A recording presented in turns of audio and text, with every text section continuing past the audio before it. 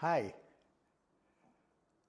This video, I decided to send it because I got a lot of questions when I sent a video for the preparations of the Feast of Tabernacles, Sukkot.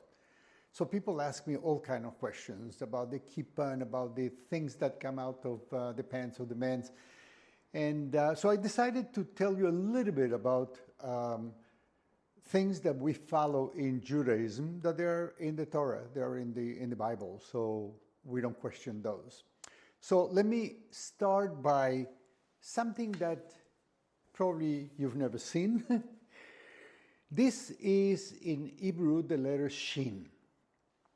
The reason I'm showing it to you is because when Abraham was commanded by God to go to Mount Moriah from Beersheba, it's about 60 miles away, and that's quite a schlep to walk.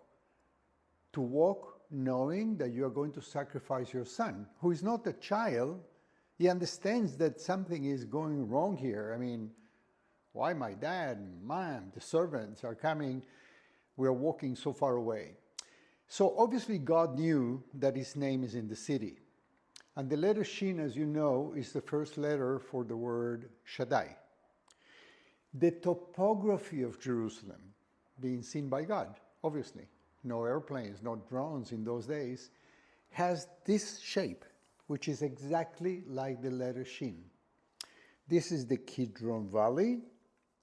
This is the valley of Thiropion, which actually, unfortunately, we don't see it except when I will show you the tunnel of the Western Wall, then you will be able to see part of it. And then the very important Gehenna. And the Gehenna, as you know, they used to sacrifice children. And this is also where Judas hanged himself after giving up Jesus to the Romans. So it is a meaning that Abraham comes to Mount Moriah, which is located right here in the heart of the Shin. Very soon you will understand why I'm talking about the Shin. So let me begin with the first Shin. This is a mezuzah. A mezuzah is the artifact. The mezuzah itself, it's the scroll that later on I will show you a close-up of both of them.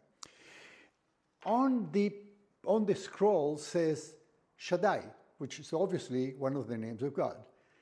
And this comes all the way back to Exodus 9:20, which is where God said to the Jewish people before the Exodus began that he will punish the Pharaoh, so put a sign of blood in the dintel of your door to remember that those are the Jewish doors.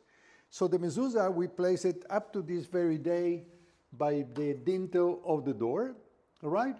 Usually it's among the Jews Orthodox, it's in every single door of the house, with exception of the dining room, of the bathroom, I'm sorry, because really you have to be masochist to eat or sleep in the bathroom. And then we go to the fringes.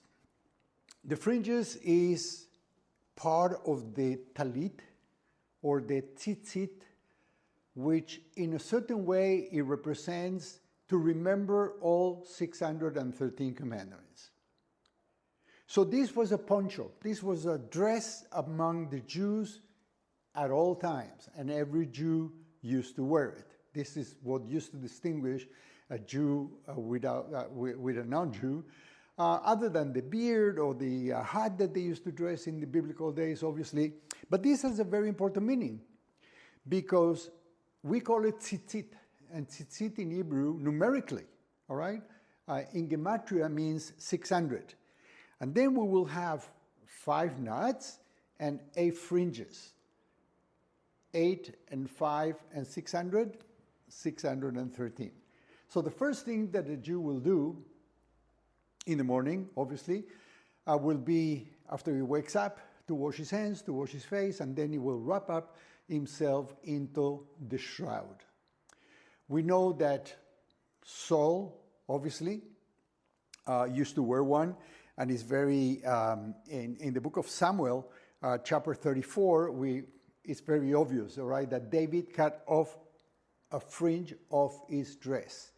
Then we know that Jesus as well used to wear one, and we know it by the women that were suffering from an hemorrhage in the Gospel of Luke. And that was it. However, during the destruction of the temple in the year 70 and ended up with the fall of Masada in 73, Jews were dispersed all over, and from here comes the word diaspora. So Jews have to hide their Judaism, and that's when this little poncho comes out. And this is what you see today coming out of the pants of people, because they wear it as a t-shirt under a shirt, and the only thing that you can see is actually the fringes. I study a little bit through pictures. In America and in Europe, especially in Paris, I asked for pictures prior to 67 of the same Jew walking somewhere, and after 1967 during the 6-Day War, and you'll be surprised. What a change. Because for the first time in, after 2,000 years probably, other than the creation of the State of Israel, that we gave pride to the Jews in the diaspora, that they can say, here we are, okay, after winning such a war in 6 days. With all the enemies around, and that goes from time to time. I mean, if you will ask me when my son was born, I will have to think, is before this war or after that war? It's terrible, but it's the reality. And then something very important, obviously, is the phylacteries that appears in Deuteronomy and in Exodus as well. There are scrolls. On the small one, there is one scroll, and on the big one, which is for the head, is divided in 4 different cases, but it's almost the same scroll as on this one. So we put it up on your head. The other one, we wrap it up on your arm in a certain way.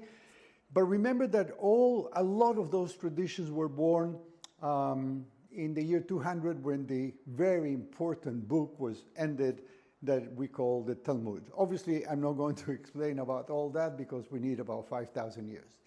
And then comes the kippah. The kippah, we cover our heads when we are praying. If I would have put them correctly, obviously as a matter of respect, I would have put the kippah, which is to have something between you and the Almighty. That's what the kippah or the yarmulke in Yiddish, it's all about.